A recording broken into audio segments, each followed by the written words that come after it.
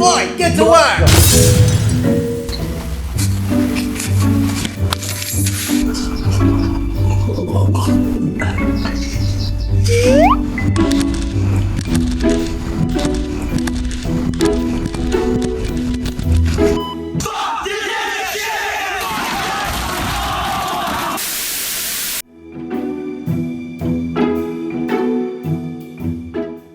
Hey everyone, long time no see.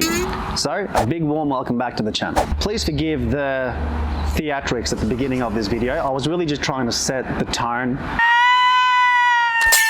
in regards to the context of this video. Now, I'm just trying to make it as entertaining as I can. So if you can share your thoughts and comment in the comment section below whether you enjoy the theatrics and the cinematics, or if you'd rather me just cut to the chase and drop the bullshit. Now, I'm really doing my best to find that happy medium. There is no one size fits all. So I'm trying to cater to everybody as best as I possibly can. So just bear with me, guys.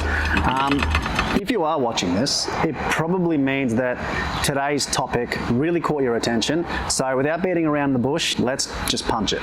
So I'm going to give you one of the answers to the thumbnail straight off the bat, but don't click away just yet because it is a two-part answer, and trust me, the second part is where things get really interesting because it starts to get a bit complicated, and that's where the main focus of this video is going to be today. But as for the first and simpler answer to why we haven't moved into our beautiful new house in the Philippines, spoiler alert, it's because the Philippines really isn't that tropical island paradise that a lot of vloggers would have you believe, and it's far from perfect, and I'll probably go into all the reasons why in a separate video. Now, some might be obvious, but others probably not so much, and the truth is that moving to a place like the Philippines or anywhere in Southeast Asia really is going to take a lot of careful planning, lots and lots of time, as you can see, and a lot of preparedness, and that's if you want to get it right, of course. And as the saying goes, slow and steady wins the race, and we want to make sure that we're going to dish Australia in a way that's going to have minimal adverse consequences, hopefully none at all if we can avoid them. But today I really want to get into the crux of the issue, and the real reason that I think actually resonates with so many average day people in Western society, and honestly the only words that I can really use to describe it is probably stigma, indoctrination, and almost like a cult-like mentality. And what inspired me to actually make this video was a quote that I came across literally a few days ago. I'm going to go a little something like this. You sense that you should be following a different path, a more ambitious one.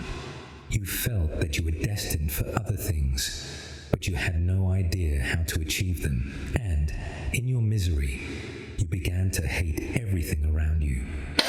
Now, this can really only be taken in one of two ways, and both are extreme opposites, completely on opposite ends of the spectrum, but only one in the end can really hold true. So have any of you out there really ever stopped to think, like, why the hell does it feel like I'm failing?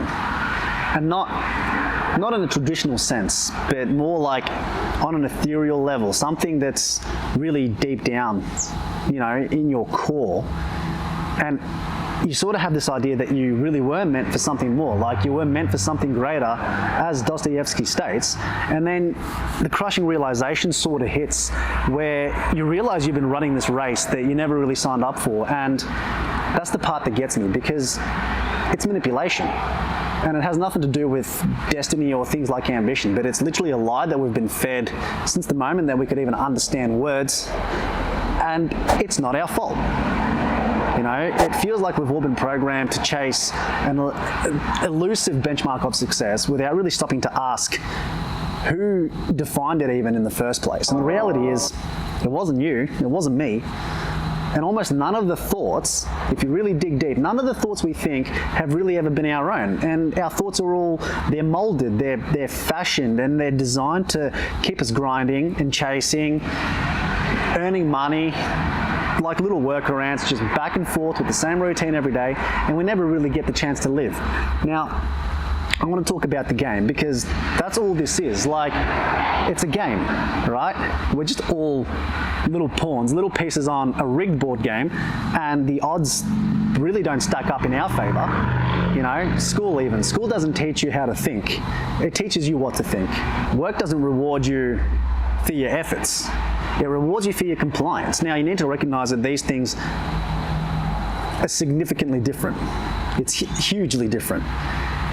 And then that's what makes up the system. And then the system, it doesn't serve any one of us, but it owns us.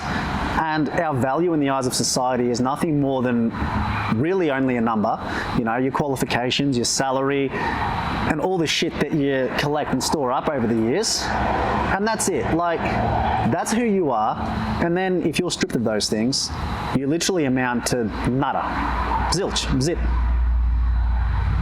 But here comes the most treacherous part, and this is something that, you know, none of us really seem to want to believe, but none of it is real, guys. None of it's real, right?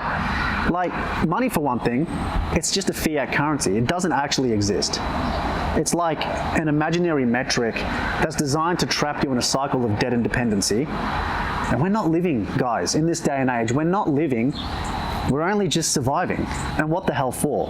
What, to make somebody else richer? And then here's where it gets really ugly, because, like, what is success? When we talk about who defined it, well then whoever defined it, what is success? Like, who is actually successful? Like, is it the renter out there on minimum wage dreaming of a house like mine? Or is it the millionaire with multiple businesses, yachts, 6-bedroom house, cars, toys, Gucci, all that sort of shit? And they wouldn't even think of giving me the time of day. Not somebody like me, not this loser who's only got 1 or 2 houses, you know? Like, who am I to them? So, like, where's the line? There is no line. There's no standard. It's just all arbitrary bullshit. And yet, I find it hilarious that we keep killing ourselves just to try to meet it. So by today's societal expectations, you could say that I've accomplished the Australian dream. Most what people dream of, you know, I'm living the dream, I'm living a dream. But the reality is, in comparison to a lot of other people, they'd look at me as a peasant. And that's literally Western culture in a nutshell for you. It's a game. It's a game of constant one-upmanship. I don't think that's even a word, but fuck it, I'll roll with it. In the end, nobody ever really wins. You just end up envying someone or being envied. And, you know, no one ends up content. It's just a constant uphill battle. And that brings me to my next point, which is honestly what I think is the biggest lie of all, and that would be home ownership. Now, I know this is going to stir some people up, but really, we've all been sold this dream, and from my experience, I think the reality is that it's a cage. Now, you really have to think about it, because the bank owns you, the council owns you, your insurance company owns you, the government owns you, and even when the house is yours, it's really not. They can dictate what you can build, how you build it, what you can keep on your property, and sometimes even the colour that you paint your fence or the exterior facade, or whether you got to have double glazed windows or whatever trivial sort of bullshit. Are we stupid enough? Are Australians really that dumb to call this freedom? Like, nah, mate, nah. To me, it just feels like a lifetime subscription to stress, debt, and control. And it's dressed up as achievement. It's dressed up as the Australian dream. And the worst part is most of us are just too blind to see it. And they defend the system as if their life depends on it, because I guess it really does. Sort of dug myself a hole there. But it doesn't have to.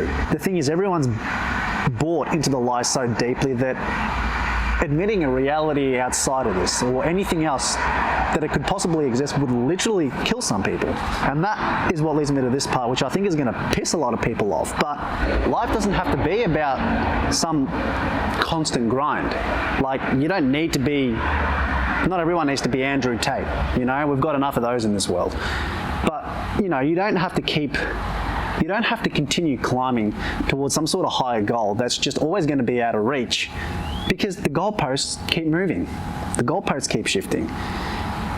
And the reality is, people think that they'll find freedom in a paycheck, or in their job title, their position, or maybe in all the shit that they accumulate over the course of their lives. But let me ask you this, if that's really true, then why is there still an army of people even for example, like at my company alone, earning the same, if not more than me, because they've been there longer, at the age of 60 plus. And I'm telling you, there's a lot of them, right? And why are there people in their 60s? Why are there people in their 50s and in their 40s? You know, everyone always tells themselves that if I can get that job, if I can get a high-paying job, a job that pays this much, I can retire early. You know, the classic saying, if I get that job, if I can just get that pay, then I'll be set, I'll be sorted, you know, I'm set, you know. Then 30 years later, you still see these very same people in the same jobs, still going, still grinding, because the goalposts kept moving, or unforeseen events happened throughout their lives, or they didn't make the right decisions. Like, even with that amount of money, people can screw up. So it's not about how much you earn. It's what you do with it. And it's really clear to me now that none of this really leads you to freedom. You know, it's true freedom is found in balance. It's found in peace and contentment. And I'm of the opinion now that these days you're not going to find this in the Western system. You know, you're not going to find it in a mortgage.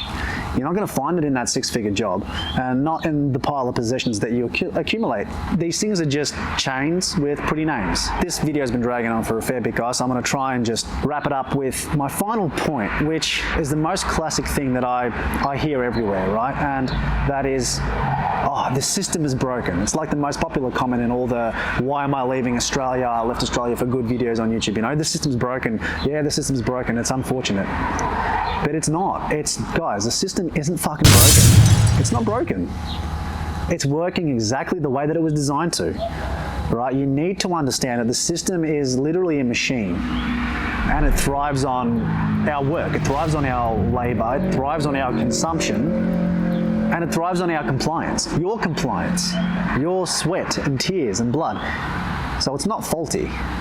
There is no bug.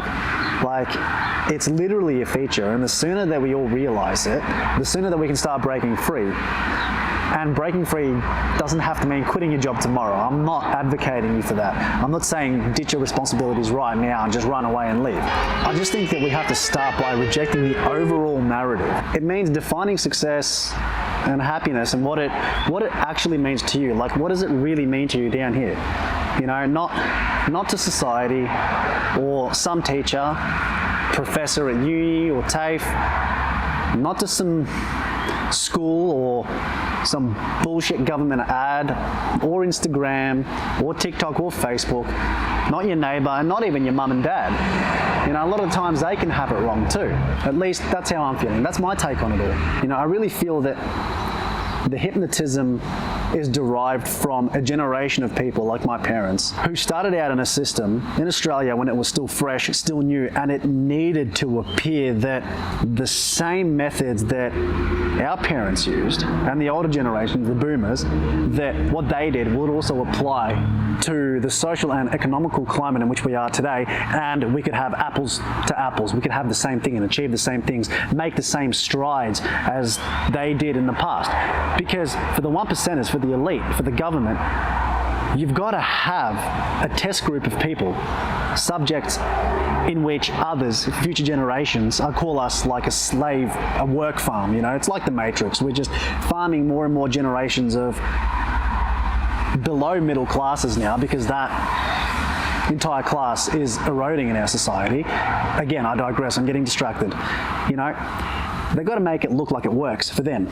Therefore, we're going to want to model and copy everything that they did, and then we sort of end up sitting there wondering, well, we're doing all the same things. We're actually doing more, some of us. We're working more jobs, we're working harder, and we're getting nowhere near the same results as what they did. So it's like, where are we going wrong? But that's the intention. That's how it's designed to be. You fish and you bait the fish on the hook. Some manage to escape. Some of them manage to avoid the bait. It's just like conditioning a dog. You know, you give them treats. You give them treats to do a certain behavior, and then you start taking that treat away, and they'll continue to do that behavior. Well, it's like the older generations are the dogs that receive the treats. We're the dogs where it gets taken away. And that's how the governments and the 1%ers get richer. So you have to have a comparison that everyone's going to try to achieve. You know, that conditioning, that dog's going to want that treat. But but you start taking treats away slowly, but the conditioning remains the same. And that, in a nutshell, is exactly what our Western system is, and especially in Australia, that's exactly how it is. And with the way that the economic crisis is, the way that inflation is going, I don't see it getting better. I don't think it can. Not without a reset, and then that spells a whole, that's just another can of worms that I don't want to open up with this video. But look, I guess that's it from me, guys, and I'll just close with this being the reason why we haven't moved yet. You know, it's all these thoughts and these feelings, the worries of rejection, which are so heavily ingrained in me and Jan, especially in my psyche, because she's from the Philippines. It's a lot easier for her to adapt than for me, you know, and that's what prevents me, and probably most of us, from pursuing what a lot of us are literally so passionate about. And in this specific scenario, what I'm so passionate about doing, it's the worry. It's the worry of the repercussions that come from challenging the status quo. That ultimately, I think that we all know it's fake.